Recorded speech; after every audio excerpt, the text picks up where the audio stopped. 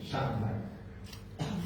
Hadirin rahimakumullah yang dirahmati oleh Allah Subhanahu wa taala. Yang pertama adalah Sya'ban, bulan peralihan kiblat. Oleh karena ada kata-kata peralihan berarti ada perubahan arah kiblat. Karena memang dulunya Syekh Muhammad Khudhari, salah satu guru besar Al-Azhar tempo dulu, mencatat dalam tarikh Islamnya bahwasannya sebelum umat Islam, Rasul ini menghadap sholatnya ke arah Masjidil Haram, ke Ka'bah Baitullah di kota Mekah. Dulu sholatnya menghadap Baitul Muqaddas atau Masjidil Aqsa. Rasul, sahabat mengalami masa ini selama 17 bulan 3 hari. Berarti disimpulkan dari mulai Nabi Adam, Nabi Idris, Nuh, Hud, Soleh, Ibrahim, Ismail, Ishak, Yakub, Yusuf, Harun, Musa, Zulkifli, Ilyas, Ilyasa, Daud, Zakaria, Yahya, Isa, semuanya kiblat sholatnya menghadap Baitul Muqaddas, Masjidil Aqsa. Emang Nabi Adam sholat sama, cuma sholatnya berbeda syariatnya dengan kita. Zaman dulu sebelum sholat 5 waktu diperintahkan pada Isra wal Mi'raj, umat Islam, umat Nabi sebelumnya sholatnya fil bukuri wal asyi wal ibkar. Sholatnya hanya 2 waktu, pagi dan sore hari. Syariat zaman dulu. Maka sebelum diperintahkan sholat 5 waktu, Rasul pun masih mempraktekkan daripada risalah syariat sebelumnya. Sholat menggunakan syariat umat Nabi sebelumnya, yaitu sholat di pagi dan sore hari. Nah, jadi Nabi Adam sholat, Nabi Ibrahim sholat. Wong semuanya visi misinya sama, la ilaha illallah, sama visi misinya. Nah, maka kejadian ini, peralihan kiblat terjadi, Nabi sudah berada di kota Madinah. Nabi sudah hijrah dari Mekah ke Madinah. Saat itu diriwayatkan Nabi sedang sholat duhur di sebuah masjid, dulu namanya Masjid Bani Salimah, karena memang tanahnya itu dimiliki oleh Bani Salimah, kelompok kabilah kalau bahasa kita begitu.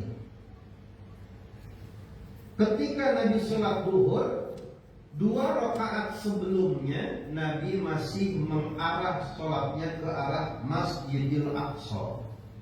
2 rakaat setelahnya Nabi diperintahkan, bukan tanpa alasan, ternyata selama ini Nabi sholat.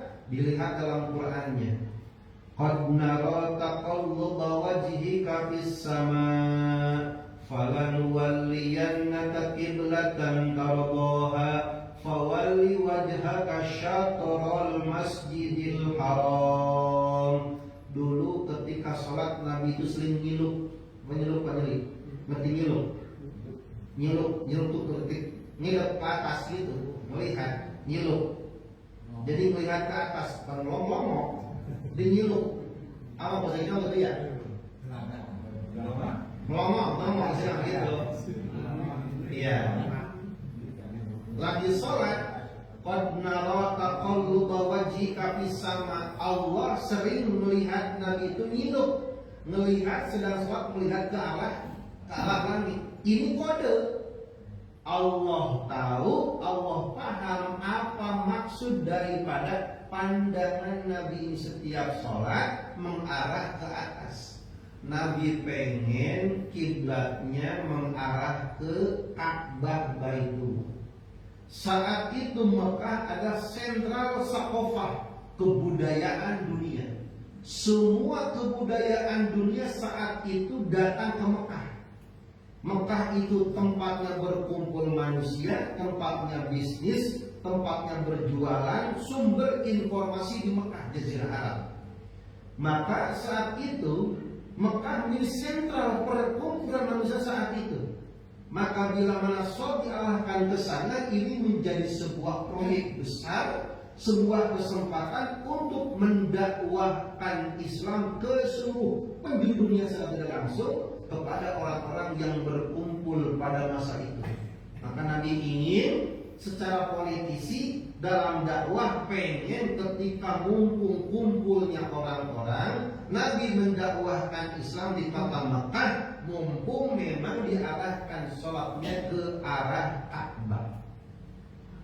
Itu dipahami, diketahui oleh Allah. Maka ketika Nabi sholat di Masjid Bani Salimah, qad nara taqalluba wajhika fis sama, kami telah sering melihat pandangan Muhammad ketika sholat mengarah ke langit. Maka Rasul diperintahkan, fawalli wajhaka syatrul masjidil haram, alihkan pandanganmu ke arah Masjidil yang awalnya dulu sholat ke Baitul Muqaddas, ke Masjidil Aqsa, dialihkan ke Masjidil Haram, ke Ka'bah Baitullah di kota Mekah. Masjid tersebut berada di kota Mekah sekarang. Masjid itu namanya Masjid Qiblatain, karena masjid itu memiliki dua arah kiblat.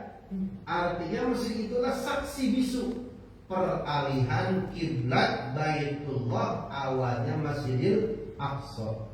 Yang pernah melaksanakan haji umrah itu biasanya ada city tour. Nah, salah satu masjid yang disinggahi adalah Masjid Qiblatain, arahnya sebelum ke Jabal Mahnet, naik unta. Nah, sebelumnya jauh-jauh sebelah sini, di sebelah kiri itu ada namanya Masjid Qiblatain. Masjid yang mimbarnya ada dua arah kiblat. Dulu dipakai arah kiblatnya ke Masjidil Aqsa, ada juga arah mimbar yang mengarah ke Masjidil Haram. Berkaitan dengan salat dan arah kiblat diriwayatkan suatu ketika Ana Amir bin Rabi'ah radhiyallahu anhu qala, berkata sahabat Amir bin Rabi'ah, kunna ma'an nabiyyi, suatu ketika kami bersama Nabi, fi lailatin mudlimatin, di suatu malam yang gelap gulita. Malam itu gelap sama sekali, tidak ada pencahayaan. Kalau kita mati lampu lah begitu.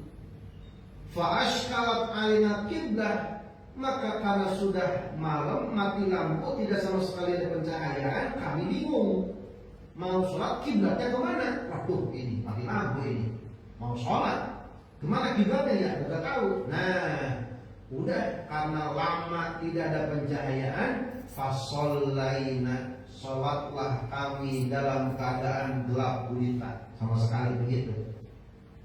Terus setelah sholat rehat, falamma tala'ati syamsu, ketika pagi-pagi hari ternyata idzan syamsu sholaina ila ghairil qiblah, ternyata malam tadi yang kita sholat dengan Rasul pada malam-malam yang amat gelap itu, ternyata kiblatnya salah.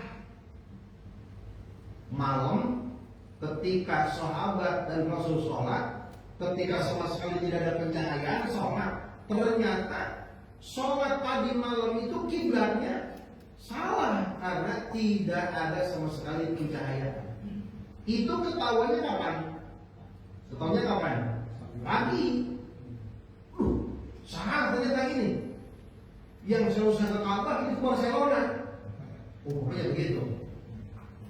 Terus fanazalat, turunlah ayat, fa aynama tuwallu fathamma wajhullah, dimanapun kalian berada maka arahkan kemana saja, di sanalah ada ridhonya Allah. Nah, dari hadis ini jumhur, mayoritas para ulama memperbolehkan dalam keadaan darurat, tidak tahu arah kiblat, dalam keadaan mendung, dalam keadaan gelap gulita, nggak tahu di kiblat kemana, sedangkan sholat wajib. Maka dalam keadaan seperti itu boleh kiblatnya menurut ijtihad perasaan kita. kayaknya mah kesini nih.